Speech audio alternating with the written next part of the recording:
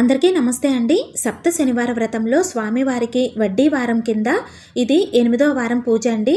7వ వారం పూర్తయ్యాక వరుసగా 2 వారాలైతే బ్రేక్ వచ్చిందండి. ఇక ఈ వారం కూడా ఎప్పటిలాగే స్వామివారిని తులసి మాలలతో సుగంధభరితమైన పూలతో అందంగా అలంకరించుకొని పూజ చేసుకున్నాను. ఈ వ్రతంలో నేను కట్టుకున్న ముడుపును తిరుమలలో సమర్పిస్తానని మొక్కుకున్నానండి. వ్రతం పూర్తయింది కాబట్టి ఇక ఆ స్వామి అనుగ్రహంతో తిరుమల వెళ్లే అవకాశం వస్తే ఈ లోపు నా కోరిక తీరినా తీరకపోయినా స్వామివారికి ముడిపైతే చెల్లించుకుంటాను. ఇక అంతా ఆ స్వామివారే చూసుకుంటారు. ప్రతి వారంలాగే ఈ వారం కూడా స్వామివారికి చలిమిడి, నువ్వులుండలు, వడపప్పు, పానకము, నల్ల ద్రాక్ష వీటితో పాటు కొన్ని రకాల ఫ్రూట్స్ అయితే నైవేద్యంగా పెట్టుకున్నాను. మనం ఏ పూజ చెయ్యాలి అన్నా, ఏ వ్రతం చెయ్యాలి అనుకున్నా ఆ దేవదేవుళ్ళు అనుమతిస్తేనే చేసుకోగలము అంటారండి.